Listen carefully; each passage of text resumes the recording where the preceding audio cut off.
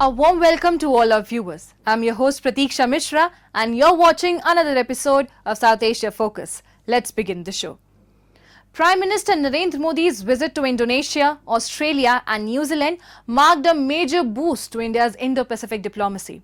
The three-nation tour strengthened strategic partnerships, expanded trade and investment cooperation and deepened collaboration in security, technology, critical minerals and education.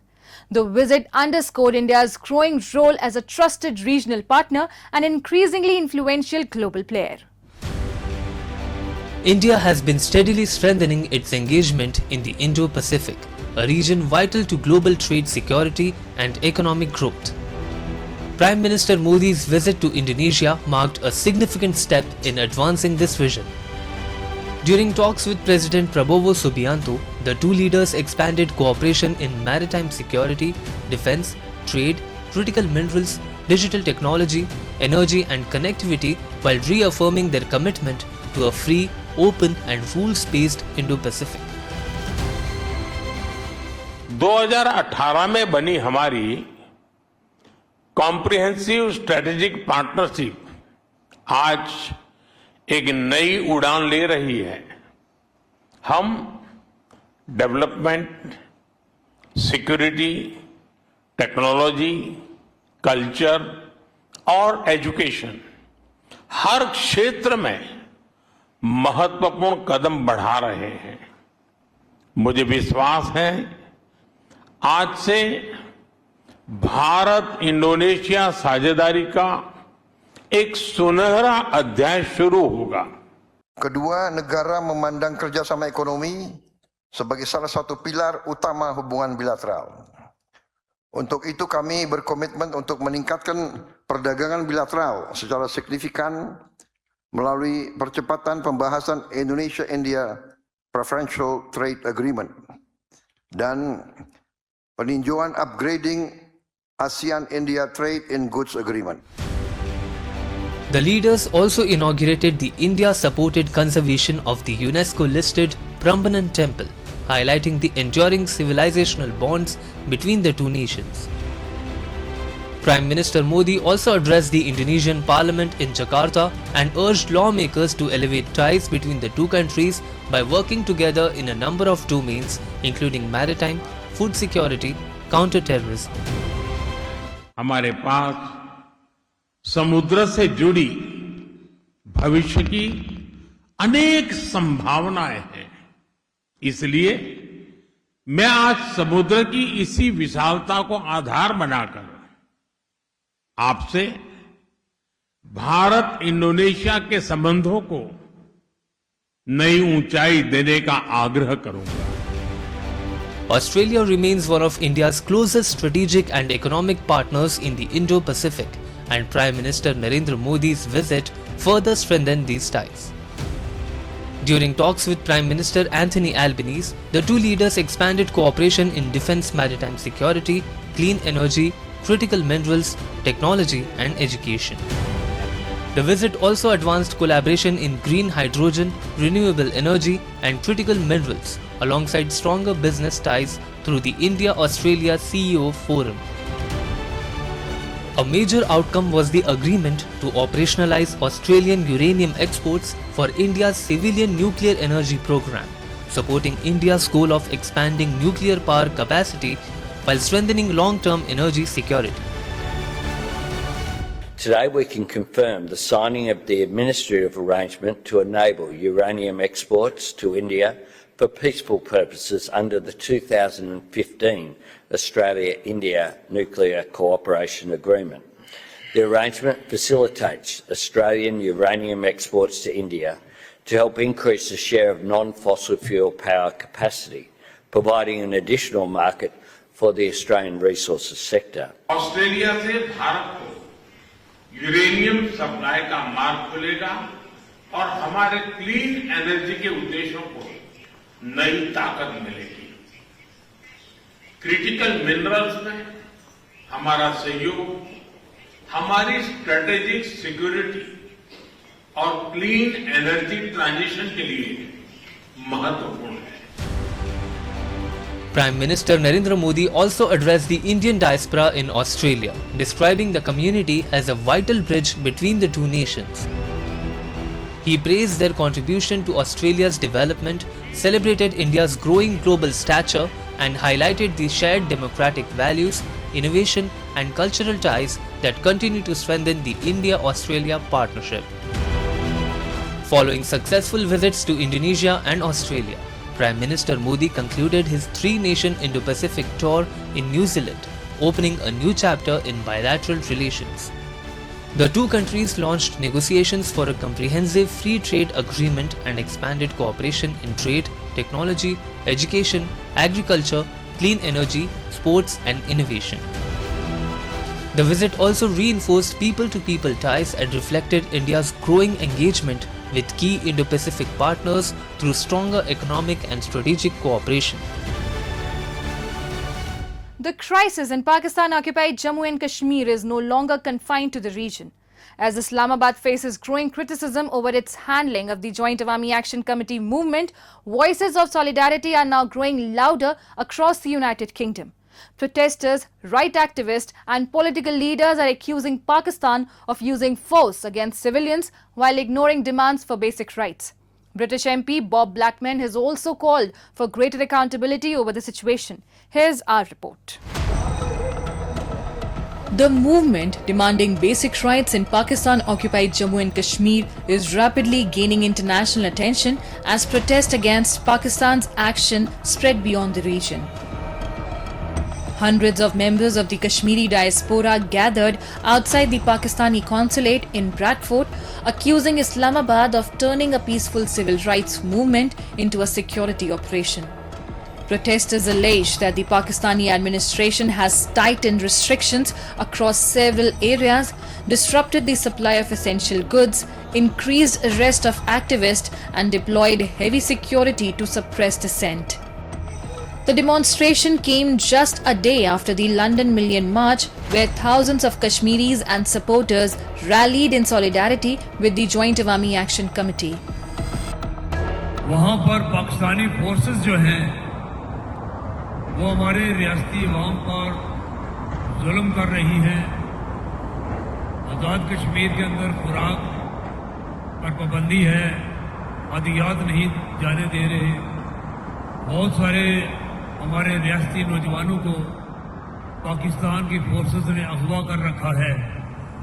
हमारे शोधा की लाशें जो हैं वो भी उठाकर ले गए हैं, वो लाशें वापस नहीं कर रहे हैं। तो 5 जुलाई को लंदन में बहुत बड़ा मुजाहरा हुआ है, जिसमें 1 लाख के करीब जो है लोग वहाँ पर मौजूद थे, जिसमें ख्वातीन, बच्चे, बूढ़े, नौजवान सभी शामिल थे। और ये हुकूमत पाकिस्तान और पाकिस्तान के हुक्मरानों के लिए एक बड़ा वाज़ेह मैसेज है कि अगर चार्टर ऑफ डिमांड जो आपने माना हुआ है, जो मुआहदा कर रखा है ज्वाइंट अवामी एक्शन कमेटी के साथ, उस मुआहदे पर अमल दरामद किया जाए। The unrest follows months of tension in Pakistan-occupied Jammu and Kashmir after protest over inflation, electricity tariffs and governance evolved into a broader movement demanding political accountability and fundamental rights. Rights groups and activists have repeatedly accused Pakistani authorities of excessive use of force, arbitrary detentions, communication restrictions and intimidation of protest leaders. Several leaders of the Joint Awami Action Committee have reportedly been placed under Schedule 4 of Pakistan's Anti-Terrorism Act, a measure critics say is increasingly being used to curb political dissent rather than address genuine security threats. Speakers at the Bradford demonstration alleged that security forces were using state resources against civilians instead of protecting them and demanded the immediate withdrawal of security restrictions, release of detained activists and restoration of democratic freedoms across the region. हम यहाँ बैठे हुए हैं Bradford consulate के बाहर। हम अपने उन दोस्तों के साथ जो इस वक्त रावला कोर्ट में धरना दिए बैठे हैं, जो एक्शन कमेटी के पूरे दोस्त जो जहाँ भी पूरे कश्मीर के अंदर इस वक्त मुश्किल में हैं, 4th शेड्यूल का सामना कर रहे हैं, कलअदम करार दे दिए गए हैं। हमारे जो दोस्त और जो कॉमरेड्स वहाँ शहीद कर दिए गए। वो चीज़ें जो हमारी हिफाजत के लिए हमारे टैक्स के पैसों से खरीदी गई, उसी असला से आज हमारे लोगों को मारा जा रहा है। और हम कहते हैं कि फिल 4 जो है वो ये 4th शेड्यूल का खात्मा किया जाए, वहाँ से फोर्सेस को पीछे हटाया जाए और लोगों का जो पुरअमन लोगों के जो मुतालबात थे एक्शन कमेटी के, वो फिल 4 माने जाएं। The issue has also entered political discourse in Britain. Speaking in the UK Parliament, British Conservative MP Bob Blackman questioned whether merely updating travel advice for the region was an adequate response to the reported violence in Pakistan-occupied Jammu and Kashmir. He urged the British government to summon Pakistan's High Commissioner and seek an explanation over allegations of excessive force against peaceful protesters. The growing mobilization of the Kashmiri diaspora in Europe, coupled with mounting international scrutiny, has increased pressure on Islamabad over its handling of the continuing unrest. Despite repeated calls from activists for dialogue and implementation of earlier commitments made to the Joint Awami Action Committee, demonstrations continue both inside Pakistan-occupied Jammu and Kashmir and overseas, reflecting persistent dissatisfaction with Pakistan's governance of the region.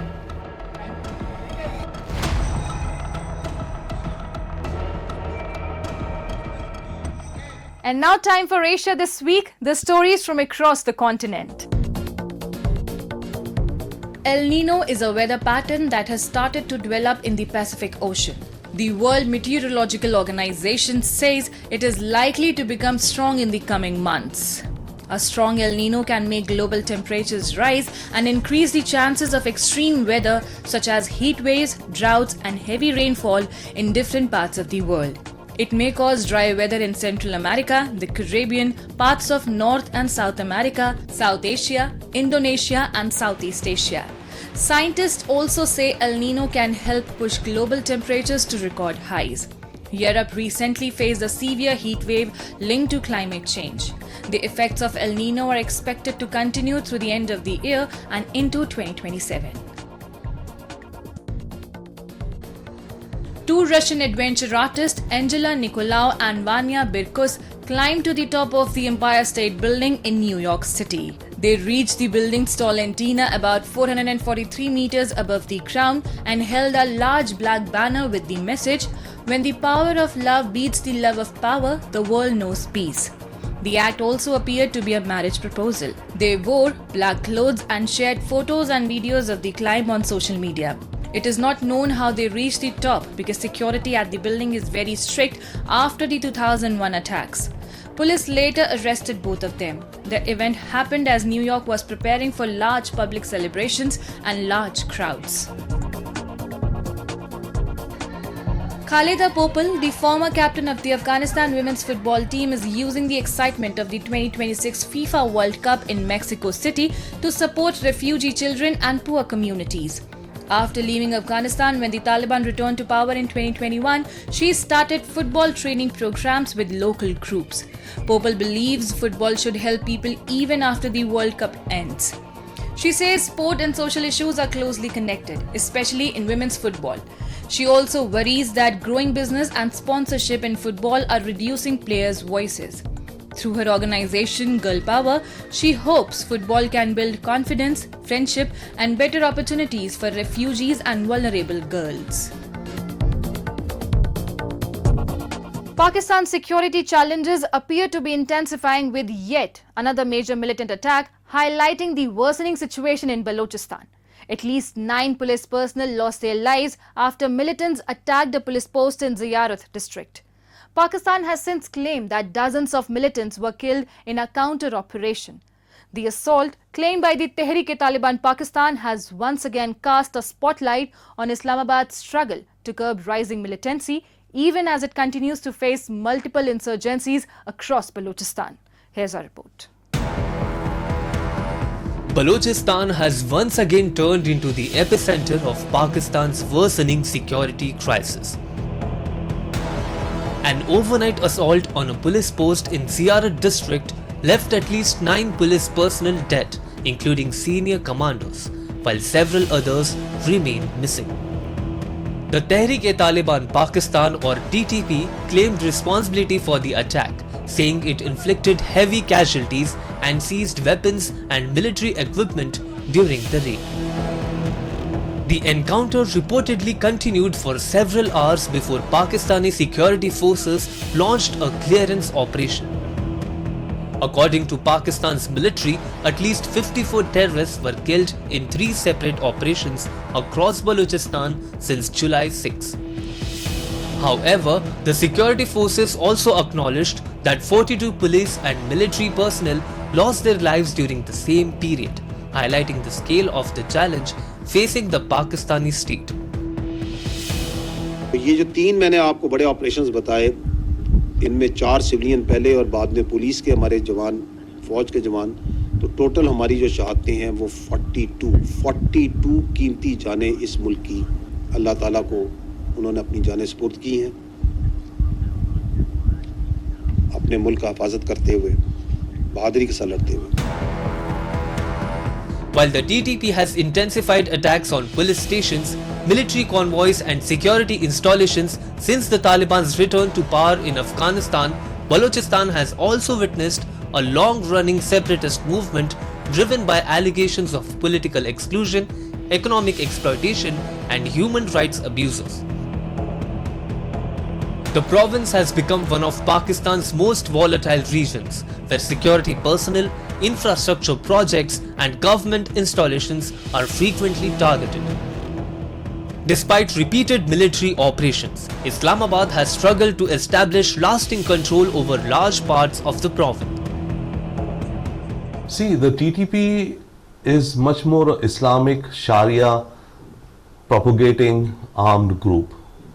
The BLA, Balochistan Army, is much more ethnicity, autonomy, CPEC opposition and other such activities. So these both groups have slightly different agendas, but yes, they are both overlapping also. Now, beyond Khyber Pakhtunkhwa, which was the traditional base of the Pakistani Taliban, they seem to be moving also into North Balochistan. And this latest attack, one of the latest attacks on a water project which would supply water to the city, has again shown that what the Pakistani Taliban is trying is to destroy, damage the credibility of the Pakistani state in the regions where it can have or make an impact. Pakistan has consistently blamed Afghanistan-based terrorist sanctuaries for the growing violence, accusing the Afghan Taliban of providing safe havens to TTP fighters. Kabul has repeatedly rejected these allegations. The tensions have also spilled across the border, with Pakistan carrying out airstrikes inside Afghanistan in recent months. Afghan authorities and the United Nations have alleged that civilians were among those killed, further straining relations between the two neighbors. The violence comes against the backdrop of persistent unrest in Balochistan. The resource-rich province has remained plagued by separatist violence, enforced disappearance allegations, economic grievances, and repeated security crackdowns. If you look at the number of terrorist attacks, what Pakistan calls terrorists, the Pakistani Taliban and the Baluchi Liberation Army and others, the number of terrorist attacks have been going up. Last year, according to some estimates, in 2025, there were over 600 or approximately 600 attacks by the TTP. The year before, in 2024, it was around 500. Similarly, the Balochistan Liberation Army, last year, it said that they had around 400 attacks, and in 2024 it was about 300 or 250 attacks. So in the past 2 years, it seems the number of reported or claimed attacks has been going up, both by the Pakistani Taliban and also by the Balochistan Liberation Army, BLA. So it does show that whatever strategy Pakistan has with regards to Pakistani Taliban is not working. With terrorists continuing to strike security installations, casualties mounting among Pakistan's own forces and instability spreading across its western frontier, the latest violence in Balochistan once again raises uncomfortable questions about Islamabad's ability to contain growing internal threats. As Pakistan confronts simultaneous challenges from militant groups and regional instability, Balochistan remains a stark reminder that the country's security crisis is far from over. India is fast emerging as a global powerhouse in chess. From producing world champions and grandmasters to nurturing a new generation of prodigies, the country is witnessing a remarkable chess revolution. At the heart of this transformation is Chennai, the city that gave India its first world chess champion and continues to shape the champions of tomorrow. So what makes Chennai the new chess capital? Let's find out.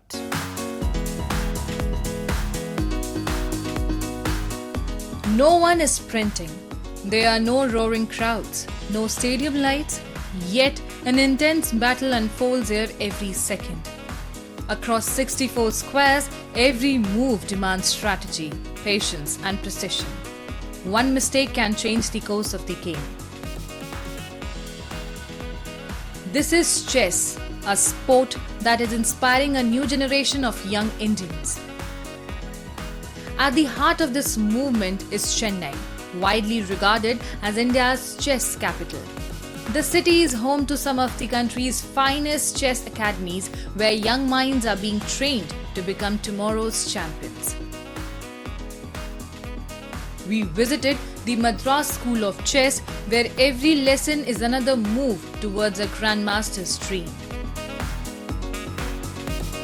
So we have a structured training courses across levels, like from absolute beginner to rated players. So we have separate batches, we have standard curriculum. I think the most important thing is consistent and balanced training. Now meet one of the brightest faces of India's new chess generation, Akash Ganesan, India's 66th Grandmaster and the youngest ever winner of the National Senior Chess Championship.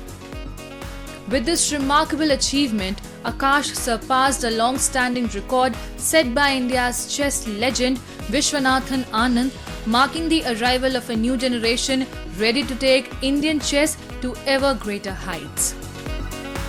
When I became a grandmaster, there are two types of people. One who is very happy about it and the other one who is relieved.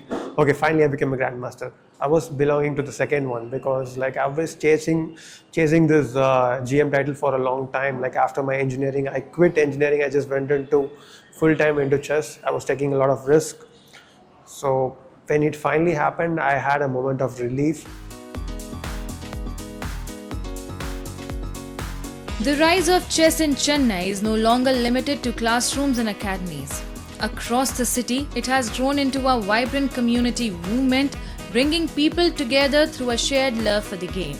One such initiative is the Chennai Chess Club, where open chess camps are held every Sunday, welcoming players of all ages and skill levels to learn, compete and enjoy the game together.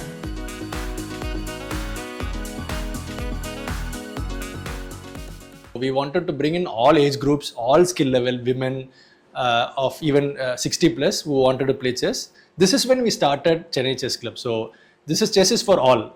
Chess is for everyone. So let them all come in, have fun. So that is when we started the Sunday meetups. This is a very shorter format for any working parent to actually bring the kid so that the kid actually gets motivated to play at a very, very different level. This is how Pragnananda played. This is how Gugesh. These scenes reflect that the rise of chess in India is not merely about medals and rankings. It is, in sense, a story of a changing mindset. Today, chess is being embraced not just by the young but by people of all ages as a powerful tool for learning, creativity and mental growth. In India, chess is no longer confined to the boundaries of sport. It is steadily evolving into a culture, a way of thinking and a shared language of the mind. From producing legends to creating champions, India's next big move is on the global chessboard. And with that, we come to the end of this week's episode. See you next week. Till then, goodbye and take care.